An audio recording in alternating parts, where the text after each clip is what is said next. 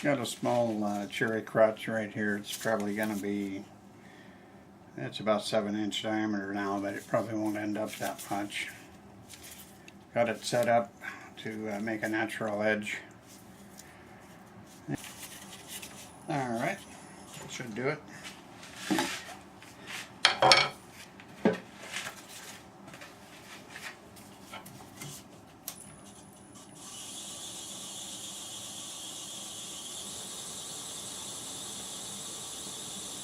That's 570 RPMs.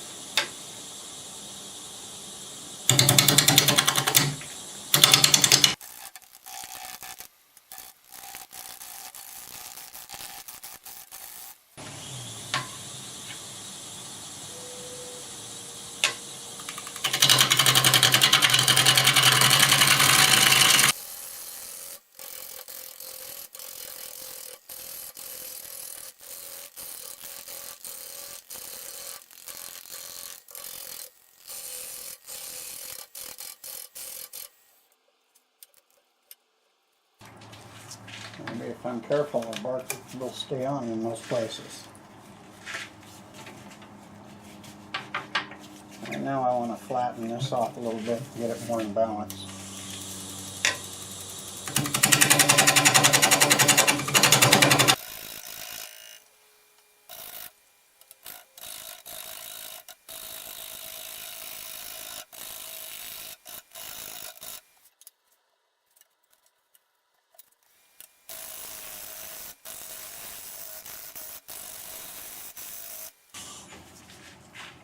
I think it's time to sharpen this tool. Okay, back and ready to go.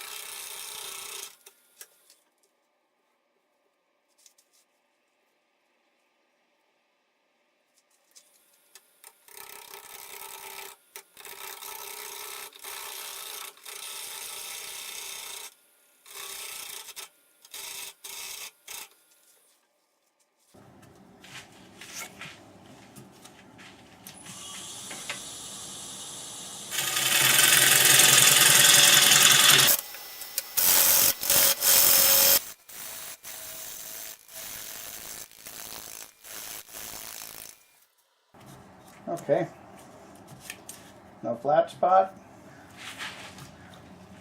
Still going to have a nice looking top on it.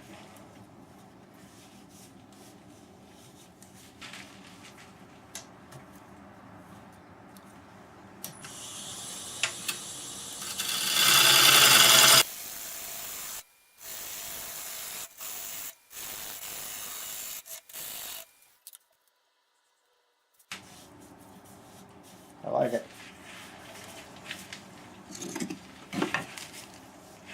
I'll switch to this 1/2-inch bowl gouge.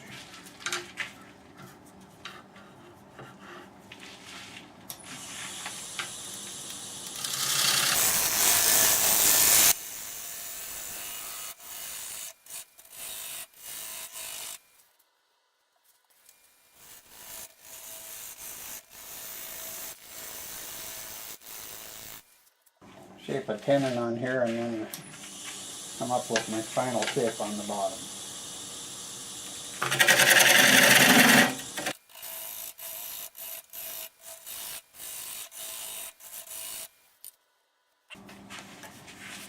I started sanding the outside with 100 grit. Now I'm going to go to 180 and work my way up to 400. And I'll put finish on this bottom side, and then probably be, that's all I'm going to do today.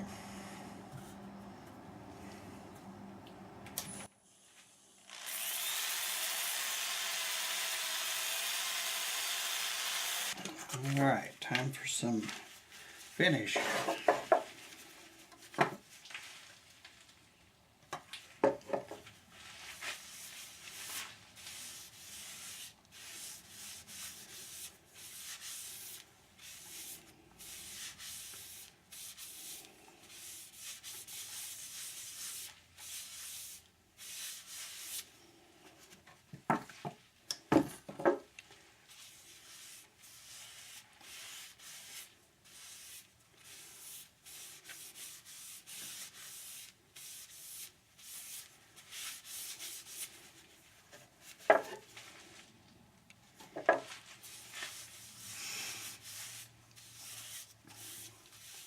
It's a very attractive piece of cherry.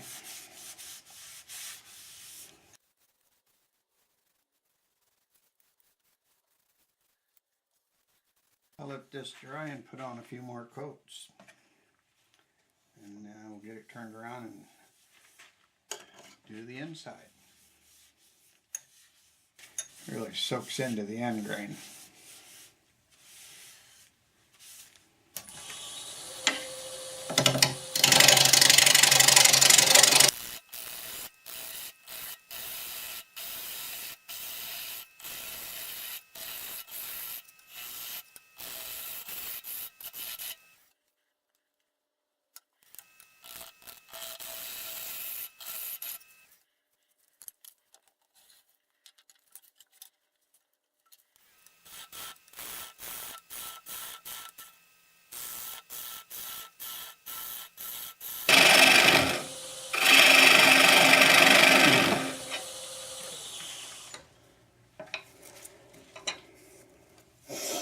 I've got this reversed and I'm starting to remove the material for the inside of the bowl.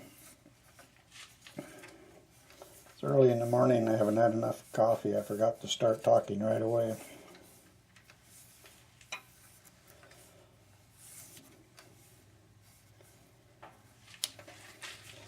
It's going to have a really nice shape coming around here.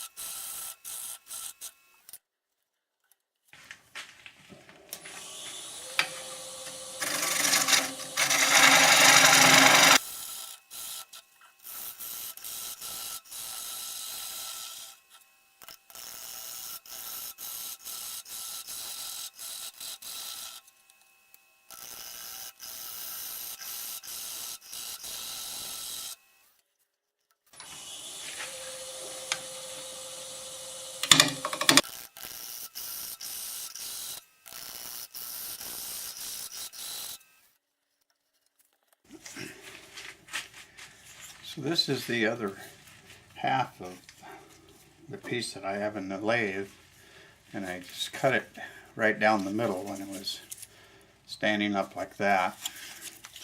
And this side here, the bark is peeling off of it.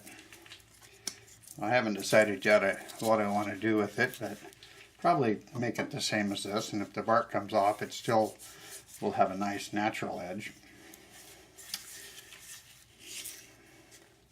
It's an interesting piece of wood for sure.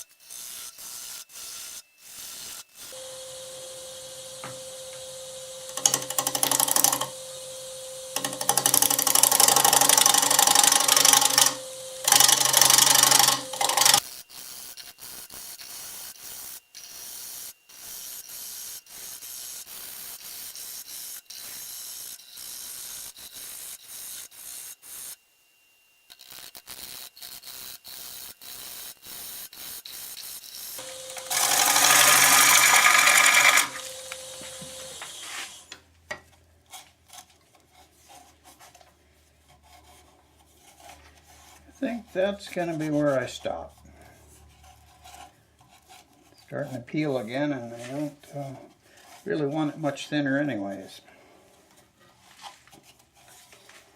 These things here are always so treacherous to start your cut here and then have nothing, and then this almost matches, but you really got to sneak your way in very gently and watch this ghost image down here to see where you're headed.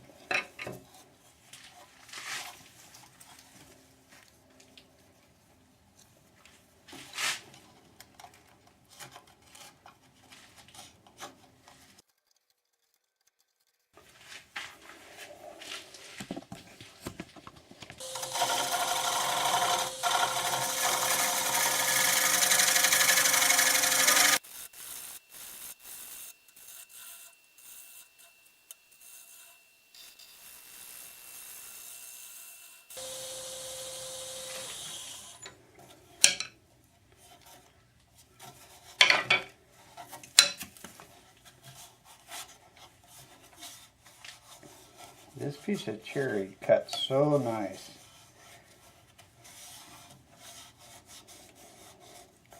As I get the tool marks out, it's ready to start sanding, and I think I could easily start at 100 or 120 grit on it. It's just an amazing cut that it leaves. I might just run my scraper across this and smooth those tool marks out, and then get ready to sand.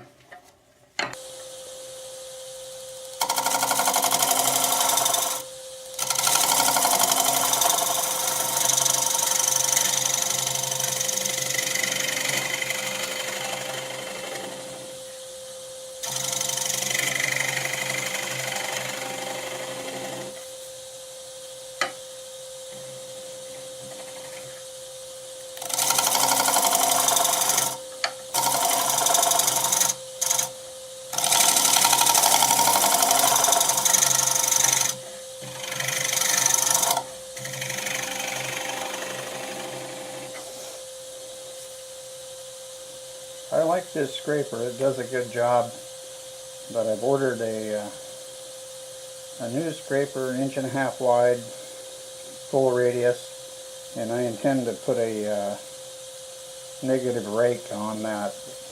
I've made a small one out of a very, very inexpensive chisel, and I like how it works. And when I'm on a piece of thick wood, this thing works really good. As soon as you get out in the walls or on a thin area, then you really have to be careful.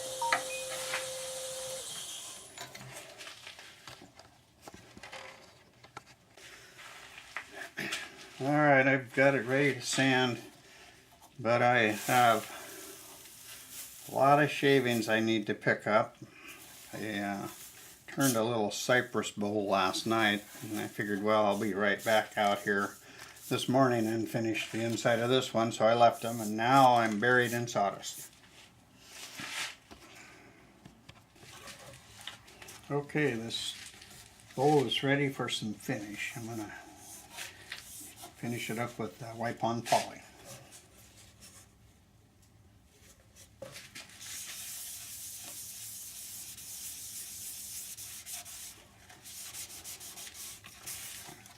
The ends of this bowl has quite a bit of staining on it, which goes all the way through, and it is a little bit soft in those areas. Not all bowls have that staining, but I sure run across a number of them that do. Takes quite a bit of more finish on it, on the ends, which end grain does.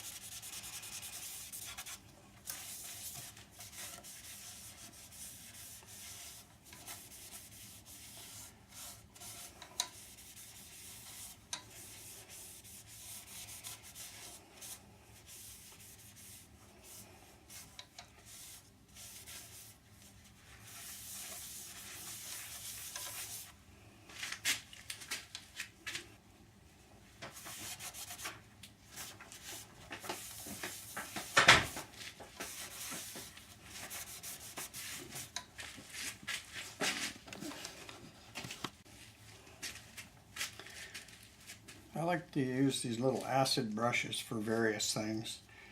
It does work quite well to get some finish onto the bark. They're very inexpensive. If you don't get them cleaned up, it's not a real big deal.